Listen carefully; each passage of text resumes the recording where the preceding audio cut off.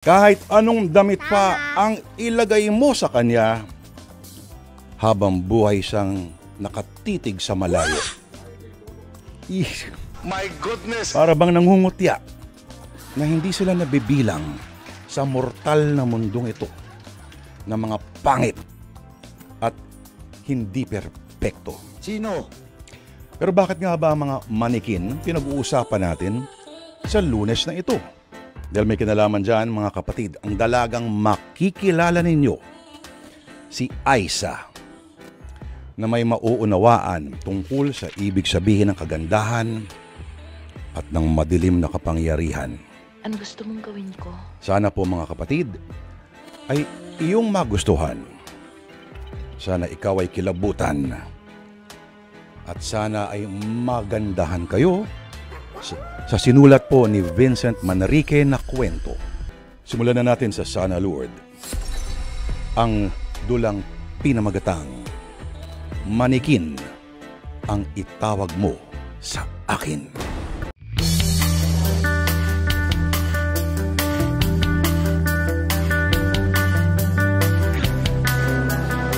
Grabe, ang gaganda naman ng mga damit na nakadisplay dito sa mall. Kapag manikin ang may suot ng damit, ang gaganda lahat. Pero pag ako yung may suot, nagiging parang wala lang. Nasaan ang hustisya, Aisa? Talagang magaganda ang mga manikin, pero wala naman silang mga buhay. Kaya hindi tayo dapat papatalo sa kanila, no? Ang kagandahan naman ng isang tao, nakadepende kung paano madadalhin yung sarili mo. So, you mean nakadepende sa taas ng confidence mo? Ganun? Oo naman. Sa panahon ngayon, Lani, pakapalan na lang talaga ng mukha eh. Ako nga, hindi lang ako sumasali sa mga beauty pageant, pero alam ko namang maganda ako. Wow, sobrang self-confidence yun ah.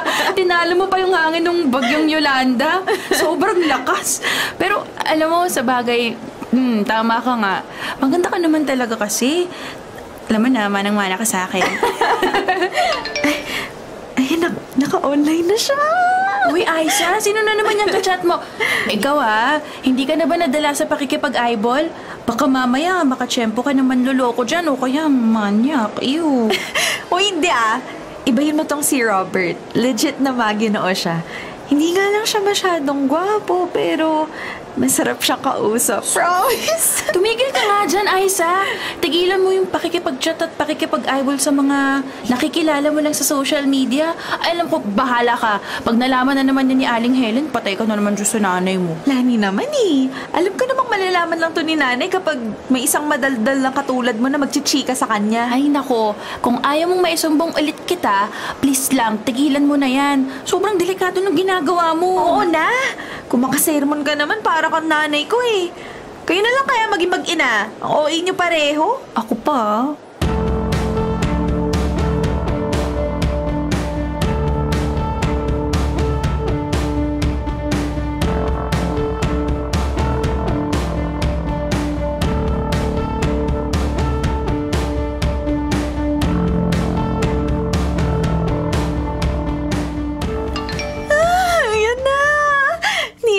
Ako makipagkita ni Robert.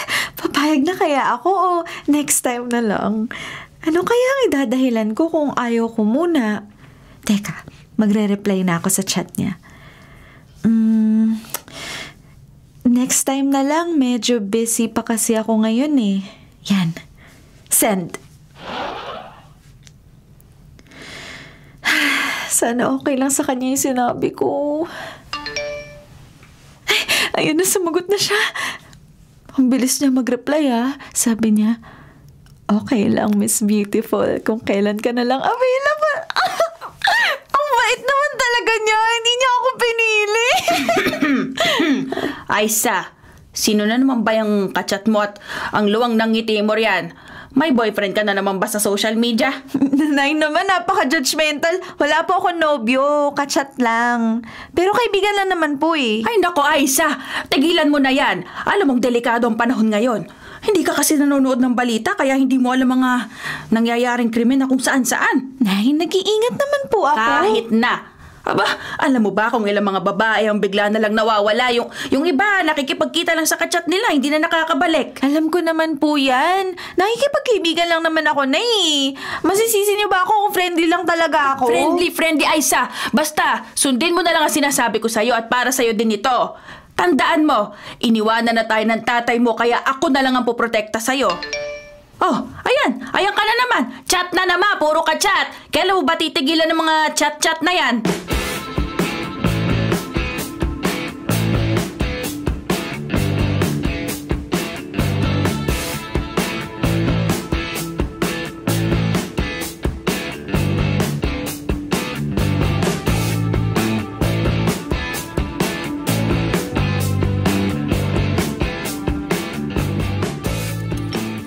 Aiza, sure ka na ba?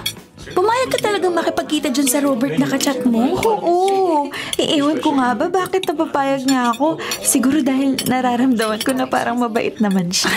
Anong parang mabait? Naku, patay tayo dyan. Alam mo namang napakadelikado ng panahon ngayon. Nagkalat na yung mga krimen. Oo, Mulani. Dapat di ko na sinasabi sa iyo yung mga plano ko para kasi nanay. Ayaw lang kasi namin na mapahamak ka. Tagasan ba yung Robert na yan? Tsaka saan kayo magkikita? Tagaroon lang siya sa kabilang bayan. Doon siya nakatira at doon din ang trabaho niya. Anong trabaho niya? Ewan ko. Hindi ko na maalala. Aiza, huwag ka nang makipagkita dyan. Please naman. Baka masamang tao yan. Hindi mo naman pala masyadong kinilalay. Malay mo, nagbabait-baitan lang pala yan. Tapos may masamang balak sa'yo. Oo na. Hindi na ako makikipag-eyeball.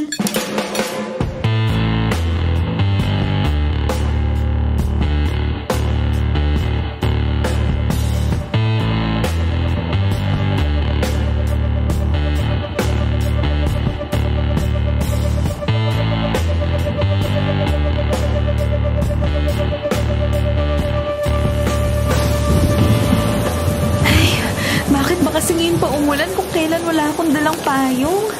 Ay, paano naman ako magdadala ng payong kanina? Itumakas nga lang ako kay Lani. Malalaman niya kasing makikipagkita ako kay Robert. Siguradong mag-aalala yun. Baka isumbong pa ako kay nanay. Ay, medyo madulas yung daan. Kailangan ko mag-ingat. Oh, Miss! Okay ka lang ba? Nasaktan ka ba? Okay lang ako. Pasensya na ang dulas kasi mabuti na hawakan mo ko kung hindi. Robert? Ikaw ba si Robert? Aiza? Ikaw nga! Tingnan mo nga naman, oh. Sa loob ng mall tayo dapat magkikita. Pero dito pa lang nagtagpo na tayo. Nandun ako kanina sa Gawiro nung nakita kita. Familiar na sa akin ang mukha mo kaya sinundan na kita. Ang ganda mo lalo sa personal. Pati ugali mo, mukhang maganda din. Hala, Robert. Ang bolero mo pala. Ay, Diyos ko po. Lumakas na naman yung ulan. Oo, kaya nga eh. Sali ka na sa loob ng mall. Ito. Ikaw na magpahayong para di ka ganong mabasa. Thank you. Halika, sumukob ka na para hindi ka na rin mabasa. Sige.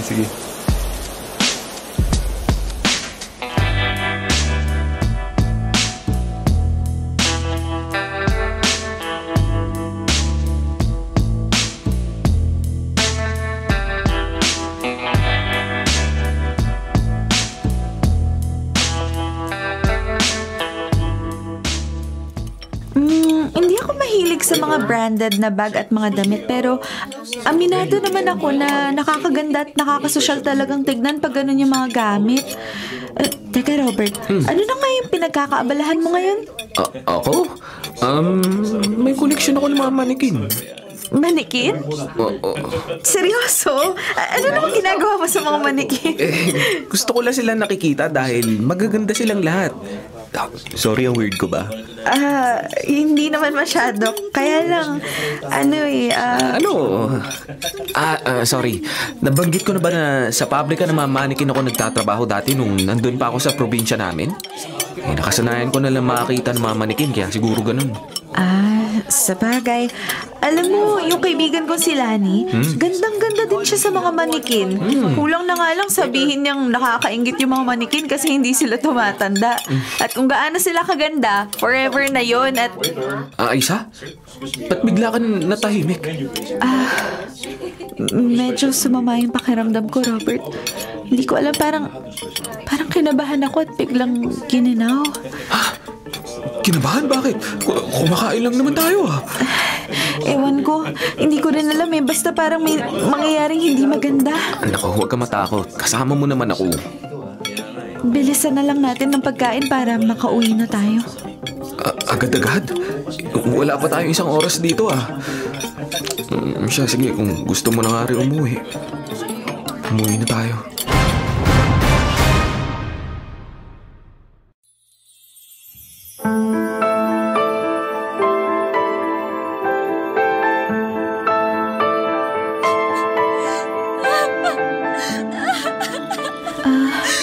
Ano yun? Sino yung umiiyak? Ano yung nangyayari? Bakit marami umiiyak? Ano to? Bakit may mga kamay na manikin dito? At ba't parang nagiging manikin na rin ang kamay ko? Ang mga braso ko, ano nangyayari? Ano nangyayari sa akin? Ayoko! Ayoko maging manikin! Aisa! Aisa!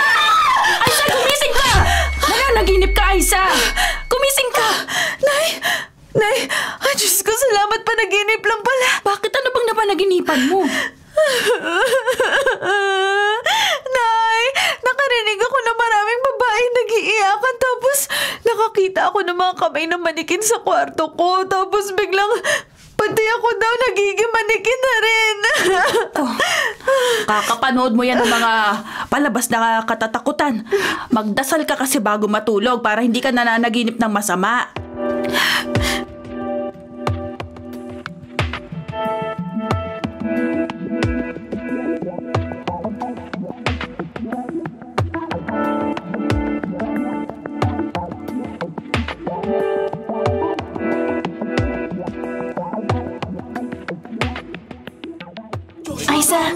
Aisa, naku, alam mo na ba yung balita, ha? Balita? Anong balita? Lani, ang aga-aga chismis agad inaatupag mo. Hindi to chismis. Kaya lang kami unang nakaalam ng balita dahil doon nakatira sa lugar namin yung pamilya ni Sir Ronaldo. Teka muna, Lani. Ano ba kasi nangyari? Si Lynette, yung kakapanalo lang sa Miss University dito sa school natin, yung kapatid ni Sir Ronaldo, ay yung 48 hours nang pinaghahanap at hindi pa nakikita. Ha? Bakit daw? I mean, paano siya nawala? Ang sabi nila, may kinatagpo raw na lalaki. Pero sa CCTV naman, hindi makilala yung lalaki dahil nakatalikod. Kinidnap ba siya? Ano kaya nangyari kay Lynette? Wala pa nga rin nakakaalam eh. Kaya ikaw, Aisa, ha, makikinig ka sa amin at huwag kang basta nakikipag-eyeball. Kapag ikaw napahamak, saka ka palang magsisisi. Mas praning ka pa mag-isip kaysa kay Nanay Lani. Napaka-advance yung mag-isip pareho. Ay naku, mabuti na yung nag-iingat, no, Aisa? Oo na. Alam ko na yan. Paulit-ulit kayo. Pinapaalalahanan ka lang eh. Kawawa naman si Lynette, no? Sana mahanap na siya. Siya lang yung nag-iisang kapatid ni Sir Ronaldo eh. Nasaan na kaya siya?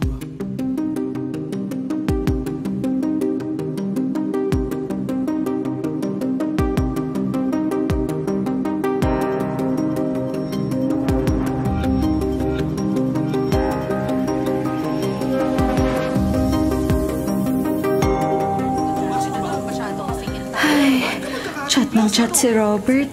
Gusto daw niya makipagkita sa akin ngayon dahil may mga ibibigay siya. Kaso nangako na ako kay Nanay at kay Lani na hindi na ako makikipagkita sa mga lalaking hindi ko naman talaga kilala.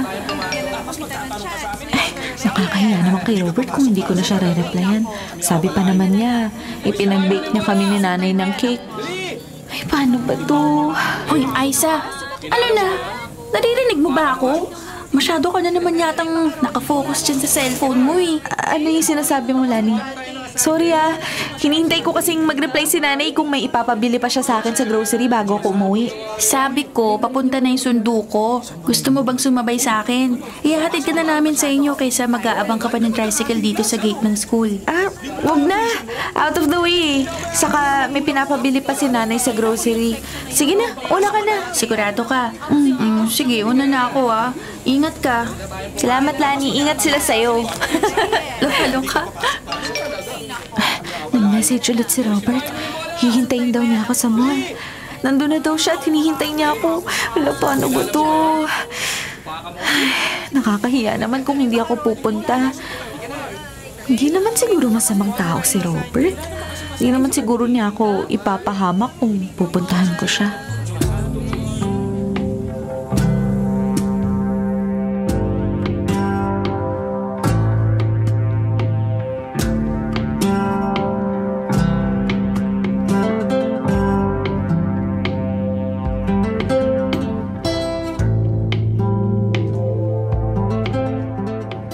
Aisa, salamat at pinuntahan mo ko.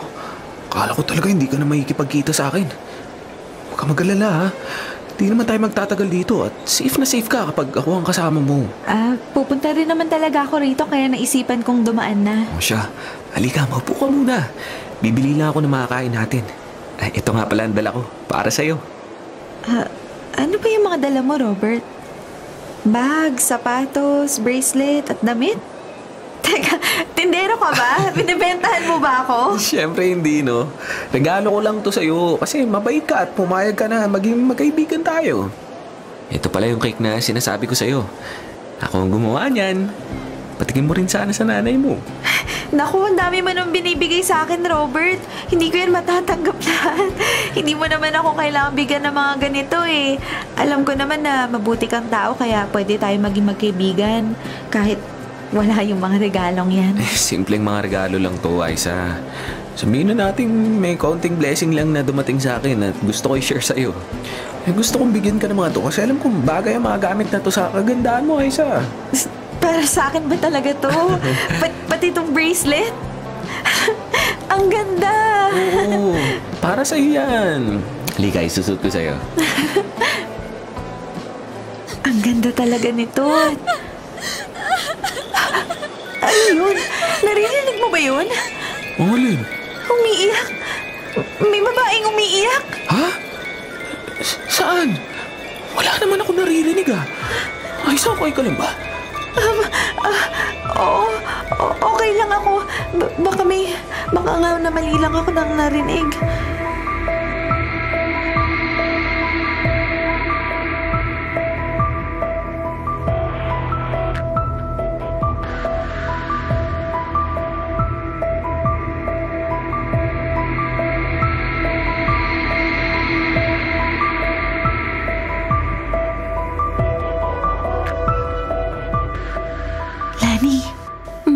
Mukhang okay naman si Sir Ronaldo, diba? Parang hindi siya apektado sa pagkawala ng kapatid niya. Ano ka ba? Apektado siya. Professional lang si Sir kaya focus pa rin siya sa pagtuturo. Ano bang gusto mo? Magngangawa siya dyan? Hindi naman. Nagulat lang ako na parang wala siyang pinagdadaanan ngayon. Okay, class. Pag-aralan niyo lahat na mabuti ang mga lesson natin ngayon at magkakaroon tayo ng quiz bukas. Class dismissed. Mag-ingat kayo sa pag-uwi. Aisa, pwede ka bang maiwan sandali? May tatanong na ako. Sige po, sir. Oh, Lani, hintayin mo na lang ako sa labas. Sige, lalabas na muna ako. Sir, kamusta na po kayo? Nabalitaan ko yung nangyari kay Lynette eh. May update na po ba yung mga polis? Wala pa eh. Walang maiturong lead ang mga polis. Hanggang ngayon hindi ko pa rin alam kung nasan si Lynette. Para siyang bula na bigla na lang nawala eh. Ang alam ko ay umalis siya para makipagkita sa kaibigan niya pero hindi na siya nakauwi. Sir, bakit niya po pala ako pinaiwan? Makinig ka mabuti, Aisa. Nanaginip ako ng isang gabi. At sa dami ng mga taong makikita kong kasama ni Lynette sa panaginip ko, ikaw yung nandun. Ikaw ang kasama niya habang umiiyak siya. Ha? Pero panaginip lang yun, sir. Imposible pong magkasama kami ni Lynette kung saan man siya naroon ngayon, sir. Wala po akong kinalaman sa pagkawala ng kapatid niyo. Oo, alam ko, kaya nga sinundan muna kita kahapon. At nakita ko, may kasama kang lalaki. Sino yung kasama mo? Sino yung nagbigay ng bracelet na suot mo ngayon? Itong bracelet ko, sir. Pero bakit niyo po gusto malaman? Dahil dito sa bracelet na naiwan ng kapatid ko sa lugar na huli niyang pinuntahan, pareho kayo ng bracelet. Masisisi mo ba ako kung hindi ko maiwasan magtanong o magduda?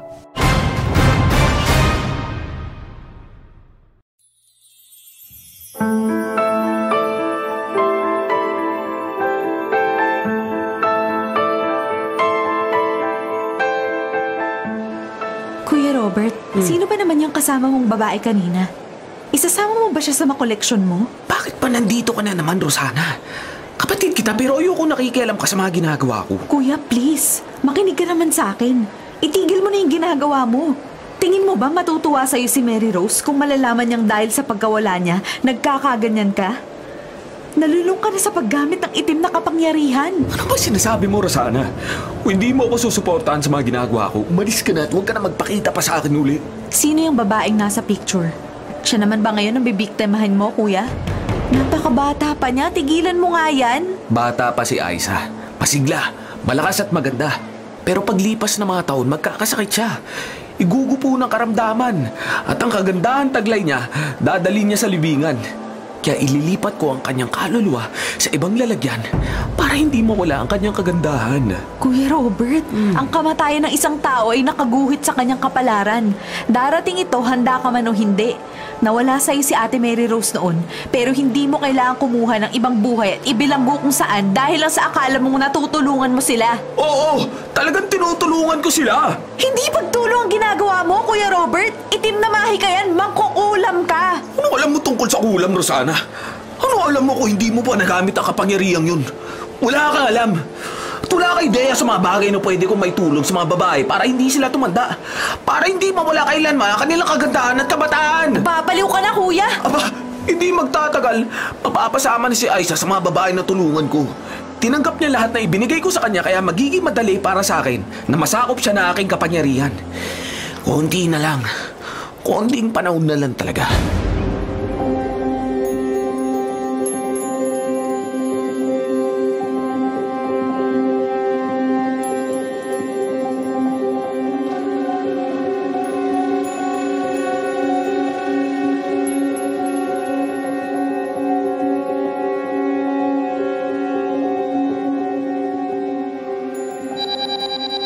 Hello, Lani? O, napatawag ka? Siyempre, makikichika ako sa'yo. Ano bang sinabi sa'yo ni Sir Ronaldo kanina? May mga tinanong lang siya sa akin. Bakit ka naman naging interesado? Naku, Aiza, may chika ako sa'yo. Alam mo ba, mukha lang matino si Sir Ronaldo, pero usap-usapan dito sa lugar namin na parang naiiba na raw ang takbo ng utak niya. Naiiba ang takbo ng utak? Bakit naman? Kasi nga, hindi malaman kung saan napunta si Lynette. So, mukhang sinukuan na ni Sir Ronaldo ang pag-asang matutulungan siya ng mga pulis na mahanap pa si Lynette. At balita ko pa, isang magaling na albularyo raw ang lagi niyang kausap ngayon. Albularyo? Bakit? Kasi nga may hinala raw si Sir Ronaldo na gumagamit ng itim na kapangyarihan ng taong tumangay sa kapatid niya. Kaya ikaw, Aiza, kung gusto mong maging tahimik ang buhay mo, huwag ka nang lalapit kay Sir. Kaya pala ganun na lang yung mga tanong sa akin ni Sir Ronaldo. Hindi nga rin siya pumayag na hindi ko ipahiram yung bracelet na sinasabi niyang katulad ng suot ni Lynette bago nawala eh. Ha? Anong sinasabi mo, Aiza? Wala! Ang sabi ko, magkita na lang tayo bukas, saka tayo mag-usap ulit. Okay?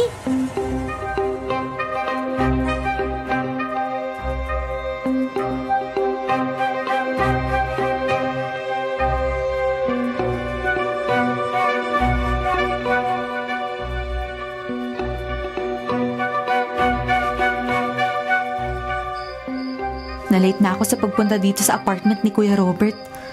Mukhang kakatapos lang niyang gumawa ng seremonya.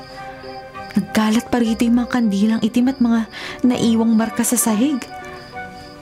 Ay, wala talaga siyang balak tumigil sa ginagawa niya. Rosana? Napapadala si ata ang pagpunta mo rito sa tinitiran ko. Kailan ka na naman ba sa ginagawa ko? Kuya Robert, hindi tama yung ginagawa mo. Tigilan mo na nga yung paggamit ng itim na kapangyarihan. Wala naman yung maitutulong sa'yo eh. Para sa'yo, wala nga siguro itong maitutulong sa akin. Pero alam mo ba, Rosana? Maraming mga babaeng naisalba ko.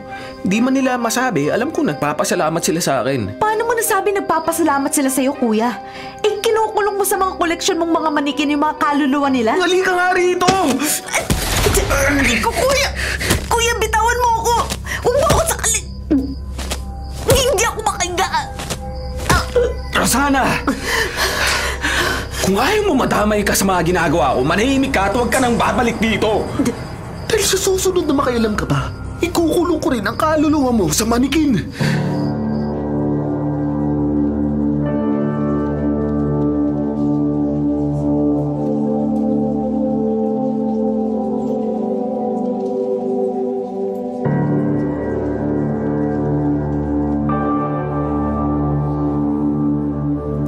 Napanood mo ba yung balita sa TV kanina?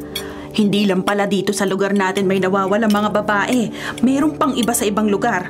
Aba, halos 12 na yung nawawala. At hindi na talaga sila nakita pa. Ano na ba ang nangyayari sa mundo ngayon? Kaya lagi kang mag-iingat, Aisa, ha? Opo, Nay. Huwag po kayo mag-alala sa akin. Hindi naman ako nagpapabaya eh. Lagi po ako nag-iingat. Yung kapatid ng professor mo, binalita rin sa telebisyon kanina. Mukhang hindi pa rin siya natatagpuan. Eh, sana nga nakipagtanan lang siya katulad na sinasabi ng iba. Aba, gabi na. Sino kaya ang tao sa labas ng gate? Sandali nga't pupuntahan ko. Nay, ako na po. Kumain na po kayo dyan. Sino kaya yung babaeng yun? Good evening. Sino pong hinahanap nyo? Ikaw ba si Aisa? Ako nga po. Bakit? Ako si Rosana. Eto, may iiwan lang akong sulat sa'yo. Magtiwala ka sana sa akin at kontakin mo ako sa number na to. Sige, aalis na ako. Sandali na po! Para saan to? Ay, ang weird naman ng babaeng yun. Cellphone number nga tong binigay niya. Ba't ko siya kailangan tawagan? Ano bang kailangan niya sa akin?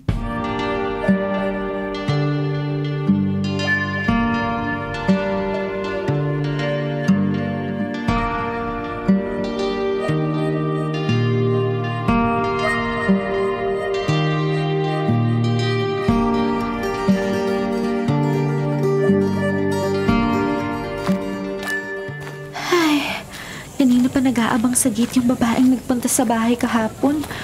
Mukhang ako yung inaabangan niya. Ano ba kasi kailangan niya sa akin? Ang mabuti pa, iwasan ko siya. Sasakay na lang ako agad sa tricycle.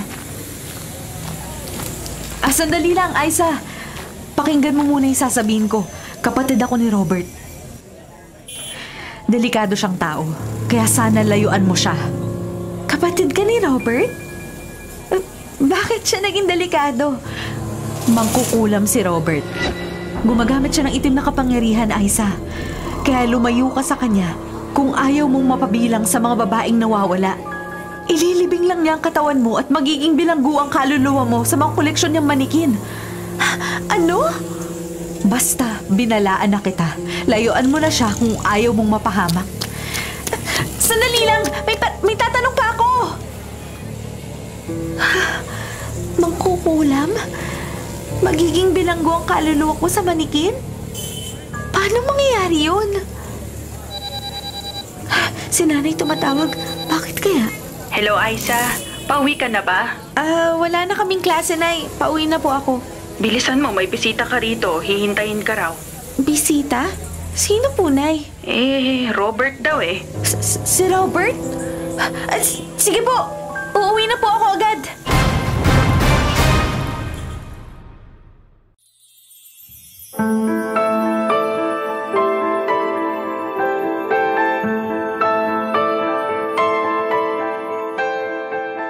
Sorry, Aisa. Dumiretso na ako rito sa bahay niyo. Di kasi kita makonta kanina. Sayang yung pagkain dala ko. Lalo na yung ice cream. Alam ko naman, paborito mo yun eh. Okay lang naman, kaya lang Iniisip ko rin si nanay. Hindi niya kasi alam na... Huwag ka mag-alala. Ipinaliwanag ko naman sa kanya ang lahat. Sinabi ko na hindi mo naman ako manliligaw. Gusto ko lang talaga makipagkaibigan sa'yo. Ang daming babae dyan, Robert. Bakit ako? Ang ibig sabihin, bakit ako pa yung gusto mong maging kaibigan? Simple lang. Kasi kamukha mo yung dati kong nobya. Di ba sinabi sa'yo ni Rosana? Di ba pinuntahan ka niya? Pasensya na sa kapatid kong yun, ha. Malaki ang topak nun. Huwag ka maniniwala sa mga sinasabi niya. Diyos ko, ano ba tong nararamdaman ko? Bakit bigla ako natakot kay Robert? Ang lakas ng kabog ng dibdib ko, lalo na't alam pala niyang pinuntahan ako ni Rosana para balaan tungkol sa kanya. Oh, kayong dalawa, dito na kayo mag-usap sa may mesa. Inihain ko na tong dala ni Robert na pansit at mga kakanin, pati yung ice cream. Kung bakit kasi ang daming pasalubong parang may birthday. Shali ka na, Aiza.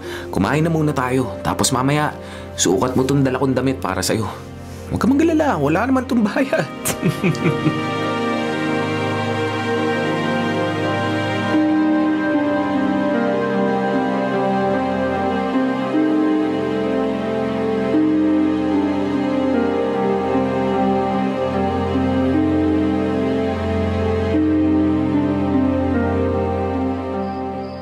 Responsio dic, cognosce verum. Sabihin sa akin ang kasagutan, alamin ang katotohanan. Sabihin sa akin ang kasagutan, alamin ang katotohanan. Kumusta, Mang Kiko? May naitulong po ba sa inyo ang bracelet na ibiniram sa akin ng estudyante ko? May nalaman ba kayo tungkol sa kapatid kong si Lynette? Pagkatapos kong umusal ng iba't ibang orasyon, nalaman kong tungkol sa itim na kapangyarihan. Positibo nga, ang bracelet ay pag-aari ng isang mangkukulam. Ginagamit niya ang bracelet bilang medium sa paglilipat ng kulam sa taong gusto niyang biktimahin. Sabi ko na nga ba tama yung kutob ko. Mang Kiko, kung isang tao lang kasi ang gagawa ng kahayupang yun, naisip ko na maaaring biktimahin din niya si Aiza pagkatapos ni Lynette. Dahil na makita ko ang mga larawan ng mga babaeng nawawala, napansin kong may pagkahawig silang lahat. Mukhang gamit ng mangkukulam na ito ang itim na kapangyarihan niya. Kung tingin mo makakatulong ako sa iyo, hindi ako magdadalawang isip na sugpuin ang kasama niya. Salamat, Mang Kiko. Pero paano natin matatagpuan si Lynette at ang iba pang mga babaeng nawawala? Gusto kong makita itong estudyante mo na nagpahiram sa iyo ng bracelet. Ngayon, sigurado na akong naririto pa ang kaluluwa ng iyong kapatid. Malamang may malaman tayo sa estudyante mo. Sige, Mang Kiko. Puntahan natin ngayon si Aiza sa bahay nila. Ako mismo ang magtatanong sa lahat ng mga nalalaman niya.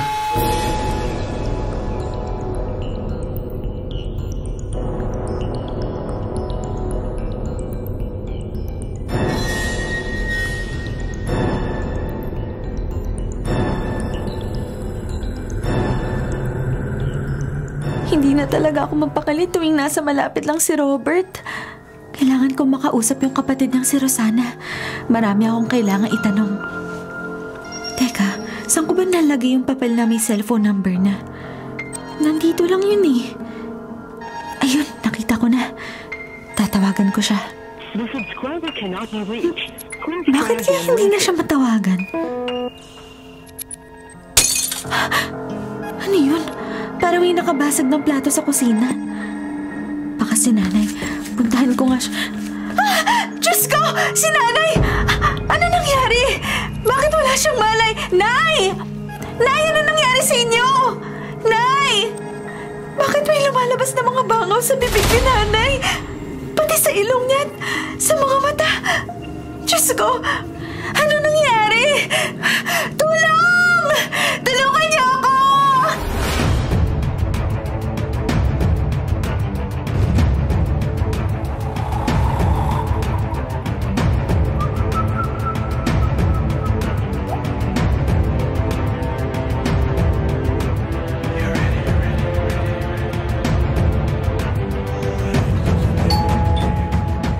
May tao sa gate! Tulong! Tulungan niyo ako! Kailangan ko ng tulong!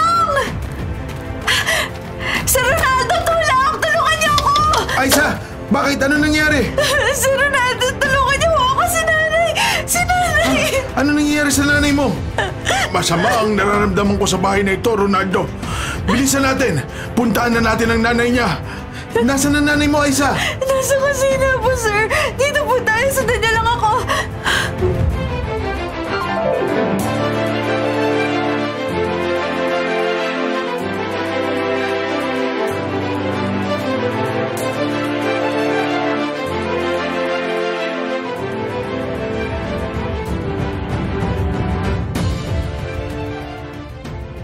Mabuti na ang kalagayan ng iyong ina. Mabuti pala't pumunta kami rito. Sobrang nag-aalala ko sa kanya kanina. Akala ko mawawala ng nanay ko. Ligtas na siya ngayon, Aiza. Siguruhin mong hindi na siya muling makakakain ng mga pagkain bigay ng taong yon. At kahit ikaw, mag-iingat ka rin. Kinulang po ba si nanay kanina? Dahil lang kumain siya ng mga pagkain na bigay nung isang mangkukulam? Oo, Aiza. May mga babala tungkol sa pagtanggap ng mga pagkain o gamit mula sa mga mangkukulam o mga taong gumagamit ng itim na kapangyarihan. Maaari kasing ang pagkain yon ay may kalakip na sumpa o negatibong enerhiya. Tulad kanina, Aiza, nakita mo naman, may lumalabas na mga insekto sa bibig at ilong at bata ng nanay mo. Gusto na mangkukulam na magkasakit ang nanay mo. At kaya hindi ako nabiktima dahil wala akong ganang kumain kanina. Aiza, makinig ka sa akin. Ang lalaki nakikipagkita sa'yo, bala ka rin niyang biktimahin. Hindi ako sigurado sa totoong motibo niya. Pero pwede natin siyang pigilan. Pwede tayong magtulungan. Baka siya rin ang taong makakapagturo kung nasaan ang kapatid kong si Lynette. Tutulong ako, sir. At nagsisisi ako kung bakit nakipagkaibigan pa ako kay Robert.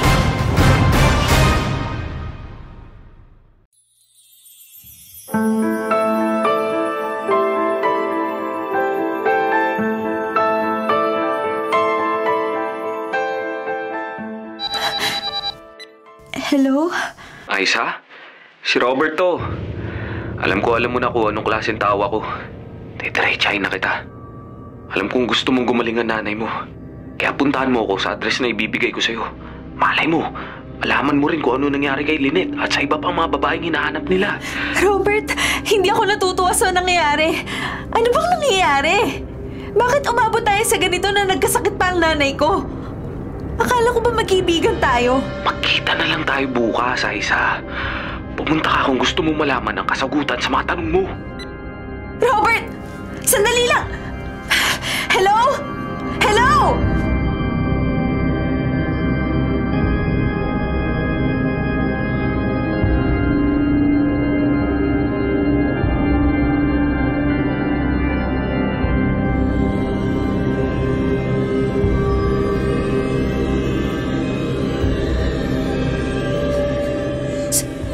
Sino nandyan?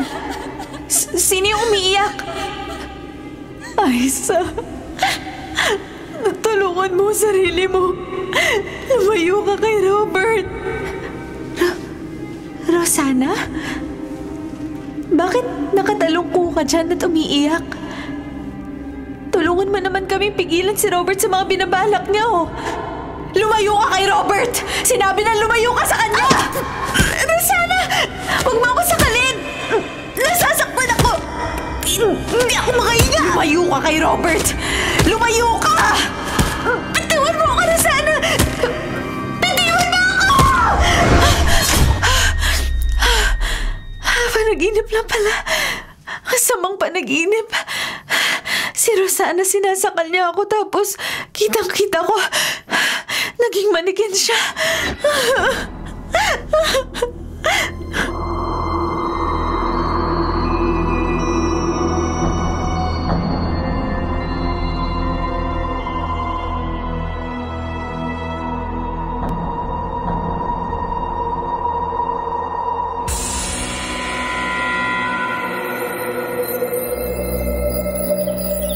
Ito yung lugar na sinasabi ni Robert. Kasama ko naman si Sir Ronaldo at si Mang Kiko sa labas kaya hindi ako dapat kabahan. Kailangan ko lang silang tawagan agad kung sa tingin ko mapapahamak ako. Darating sila agad. Aiza, alam kong darating ka. Halika, pumasok ka. May papakita ako sa'yo. Robert, ano yun? Anong iyakan yung mga naririnig ko? Mga babaeng umiiyak? Sino mga kasama mo rito? Bakit marami ako naririnig na umiiyak? Naririnig mo silang umiiyak? Baka naman kabaligtaran dahil lahat ng mga kasama ko rito sa apartment, alam ko na masaya sila. Hindi ka naniniwala, tingnan mo sila. Ano tong mga to? Mga manikin? At ang dami nila. Ngayon narito ako malapit sa kanila, lalo pang lumalakas yung naririnig ko mga iyakan. Nakakalurog ng puso. Aisa, ano masasabi mo sa mga koleksyon ko? Ang gaganda nila, di ba? Ang bawat isa sa kanila ay parang isang bulaklak na walang katapusan ng pagiging sariwa at walang katulad ng ganda. Tingnan mo, bawat manikin ay nakasabit ang kanilang larawan at pangalan ng mga tao pa sila. Ano? Anong ibig mong sabihin? Lahat ng mga manikin dito, dating mga tao? Anong ginawa mo sa kanila, Robert? Ginawa ko yan sa kanila para hindi mawala ang ganda at kabataan taglay nila. Hindi katulad ng nobya ko si Mary Rose. Nawala siya sa akin ng tuluyan dahil wala pa sa akin ng itim na kapangyarihan noon. Pero iba na ngayon. Iba na ngayon, Aisa. Mabubuhay ang kaluluwa mo magpakailanman. Ayoko sa buhay na walang hanggan. Kung ikukulong mo lang ang kaluluwa ko sa loob ng manikin na to. Hindi masaya ang mga babaeng sinasabi mong tinulungan mo. Hindi mo ba naririnig yung pag-iyak nila? Hindi mo ba nakikita na ayaw nila dito? Wala kang karapatang sabihin sa akin yan, Aisa. Sa ayaw at sa gusto mo, magiging isa ka sa kanila. Hindi ako papayag! Ayoko! Ay! Bumalik ka rito, Aisa!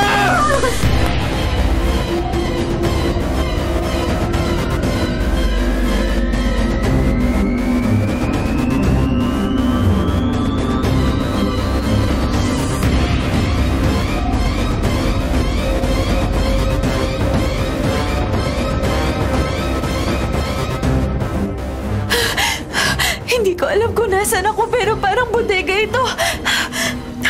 Nakapag-miss call na ako sa cellphone ni Sir Ronaldo. Maya-maya lang darating na sila.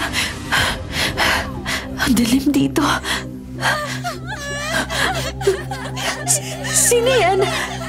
Gagamitin ko ang flashlight na cellphone ko para makita ko ang paligid. May mga manikin lang dito.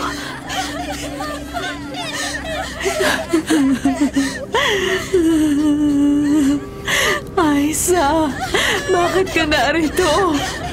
Bakit? Rosana? Parang narinig ko ang boses ni Rosana sa manikin na to. Diyos ko, Rosana nga ang pangalan na nakasabit sa manikin. Baliw na talaga si Robert kung pati kapatid niya ginawa niyang manikin. At ito may sa may pangalan ni Lynette. Nabiktima rin ni Robert si Lynette. Ganyan na, Aisa. Patulog ka muna. Paggising mo, nasa loob mo na manikin ang kaluluwa mo. Giging katulad ka na ng mga babae rito. Hindi na rin tayo magkakaiwalay pa. Hindi na, Aisa.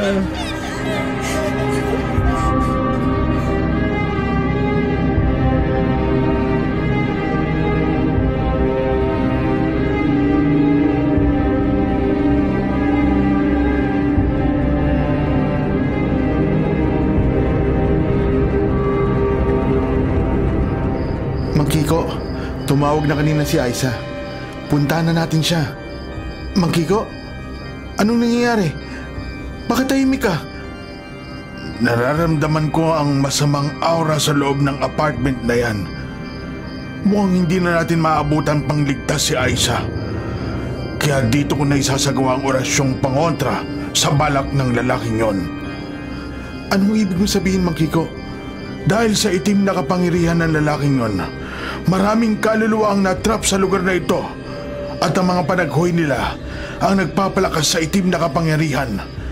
Nararamdaman ko, Ronaldo, narito rin ang kaluluwa ng kapatid mo. Ano? Kaluluwa? Patay na ba ang kapatid ko? Hindi pa natin sigurado. Pero para maligtas natin si Aisa, kailangan natin magmadali. Kung hindi, pati si Aisa ay mapapahamak. Tulungan mo ko na ihanda ang mga gagamitin ko sa orasyon.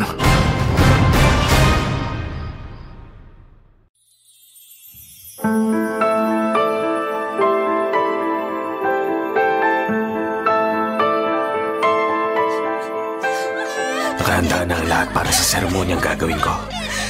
Payapa natutulog si Aiza sa sahig kung saan naroon ang simbolo ng paglilipat ng kanyang kaluluwa sa manikin. Huwag kang mag-alala, Aiza. Ilang sandali na lang ay mabubuhay ka na ng malaya. Sisimulan ko na ang paggamit ng itim na kapangyarihan. Voro, vitam ekante, metuam masipiam, ete adlokuntum. Voko vitam ekante, metuam masipiam, ete adlokuntum. Tinatawag ko ang buhay na narito sa aking harapan. Kukunin kita at ibabalik sa iyong lalagyan. Tinatawag ko ang buhay na narito sa aking harapan. Kukunin kita at ibabalik sa iyong lalagyan. Nasaan ako? Anong mga salitang sinasabi ni Robert? Bakit ang daming mga itim na kandila sa paligid? Mga patay na hayop at may manikin sa tabi ko. Anong nangyayari sa akin? Nangihina ako.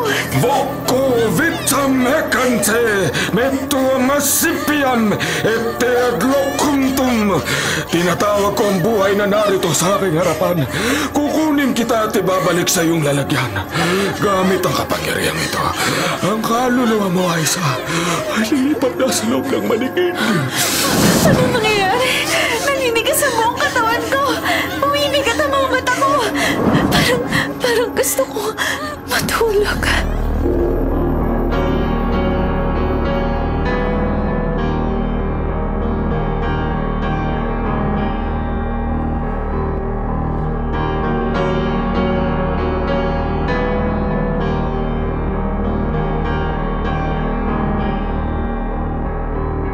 Aiza, gumising ka. Aiza! Rosana? Ikaw nga! Panaginip na naman ba to? Hindi to panaginip, Aiza. Totoong nangyayari to. Idilat mong mga mata mo. Tama ka. Totoong nangyayari to. Nakadilat ako pero hindi ako makagalaw. Pero sa gilid ng mga mata ko nakikita ko ang sarili kong katawan. Pinabalot yun ni Robert ng itim na tela at dinatasalan. Anong nangyayari? Anong nangyayari? Hindi ka nakinig sa babala ko sa'yo, Aiza. Napakalakas ng itim na kapangyarihan ni Robert. At ginagawa niya ito dahil akala niya natutulungan niya ang mga babaeng narito. Pati ikaw, Aiza, akala niya matutulungan ka niya. Naririnig mo ba ang iyakan ng mga babaeng narito? Buong buhay na lamang silang luluha tulad ko dahil nakakulong sila sa itim na kapangyarihan ng mga kaluluwa sa amin. Dahil sa katigasan ng ulo mo, nandito na rin ako. Kasama niyo na akong bumabalagi sa dilim at malungkot na lugar na to. Huwag kang mag-alala, Aiza. May pag-asa ka pa.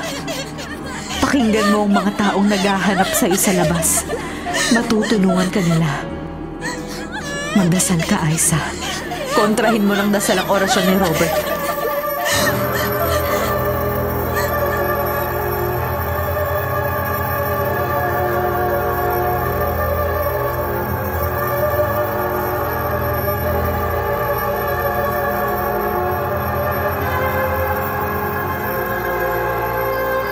Kiko, anong nangyari? Bakit ka tumigil sa pagdarasal? Ronaldo, napakalakas ng kapangyarihang itim na ginagamit ng lalaking yon. Madali lang siyang nagtagumpay sa gusto niyang gawin kay Aiza. Anong ibig niyong sabihin? Nakuha na rin niya ang kaluluwa ni Aiza? Oo, naramdaman ko. May isa na namang ligaw na kaluluwa ang umiiyak. Pero huwag kang mag-alala. May paraan pa tayong pwedeng gawin para mailigtas ang kaluluwa ni Aiza. Kaluluwa? Kaluluwa lang ni Aiza? Pero paano ang kaluluwa ng iba pang mga babaeng ikinulong ng magkukulam na yon? Paano ang kapatid ko si Lynette? Hindi ba natin siya pwedeng matulungan? Ronaldo, hindi ko na nararamdaman ang katawan ng kahit na sinong babae sa loob ng apartment, kundi ang katawan na lamang ni Aiza. Matulungan man nating palayain ang mga kaluluwa ng mga babae kasama ang kaluluwa ng kapatid mo. Wala silang katawan na babalikan pa. Wala na palang pag-asang bumalik ang kapatid kong si Lynette. Kung ganon, bakit pa ako narito? ang mapalaya ang kaluluwa niya sa kadiliman at makakyat sa piling ng ating Panginoon. Hindi pa ba sapat ang dahilan na yon? Pero mag-isip ka, Ronaldo, kung gusto mong tulungan ang estudyante mo. Tulungan mo ko. Sasabihin ko sa iyo ang tanging paraan kung paano natin maibabalik ang kaluluwa ni Aiza sa katawan niya. Sige, Mang Kiko, tutulong ako. Gusto kong palayain kahit ang kaluluwa man lang ng kapatid ko. Alam niyang narito ako at humingi siya ng tulong sa akin.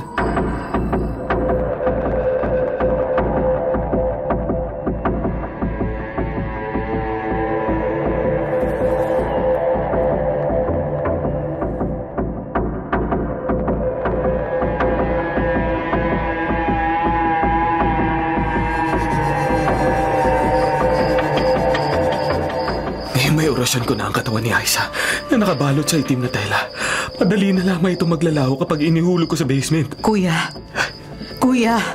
tama na. Huwag mo nang dagdagan pa ang mga kasalanan mo. Maawa ka, kuya. Tama na, Rosana! Kung hindi ka nakialam at hindi ka naging makulit, hindi sana nangyari sa'yo yan. Sa bagay, ay nasa manikin ka na. Makakasama na rin kita habang buhay. Ngayon, ihuhulog ko na ang katawan ni Aiza. Sino ka? Bitiwan mo ako. Hindi kita bibitawan hanggat humihinga ka. Napakasama mo. Sasakalin kita hanggang mamatay ka. Ito ang dapat sa'yo. Wala ka na magagawa. Anong nangyari na. Wala ka may liligtas na kahit sino. Wala. Meron bang paraan para matigil ang itim na kapangyarihan, Ronaldo? Kailangan mong maitabi ang katawan ni Aiza sa manikin kung saan nakakulong ang kaluluwa niya. Kailangan maisagawa mo ito ngayon. Bilisan mo! Itali mo ng lalaking yan! Oo, Magiko. Ikaw lalaki ka. Igagapos kita para makita mo kung paano namin tatapusin ang kasamaan mo. Napakawalang hiya mo talaga. Buhay ka pa. Sinusunog ng kaluluwa mo sa impyerno. Eto ang mga suntok ko. Tanggapin mo. Tama na yan, Ronaldo. Wala na siyang balay. Baka mapatay mo pa siya. Halika rito. Sisimulan ko ng ritual para kay Aiza. Habang ginagawa ko ito, palalayain natin ang mga kaluluwang nakakulong sa mga manikin. Sirain mo ng manikin. Yun lang mga paraan para lumaya ang mga kaluluwa. Itong manikin na ito, Lynette na nakasulat ang pangalan at may larawan pa. Diyos ko, Lynette, kapatid ko, patawarin mo ko. Patawarin mo ko kung hindi kita natulungan kaagad. Ronaldo, nakikinig ka ba? Oo, Magiko, nakikinig ako. Gawin yun ang dapat gawin. Palalayain natin sila habang tila umiiyak ang mga manikin na nasa harapan ko. Sige, lumaya na kayo, Lynette. Lumaya kayo tulad ng ibong nakawala na sa aula. Kami ni Magiko ang bahala kay Aiza. Mahal kita, Lynette. Kapatid ko, mahal kita. Magkikita tayo muli sa kabilang buhay. Lynette, paalam!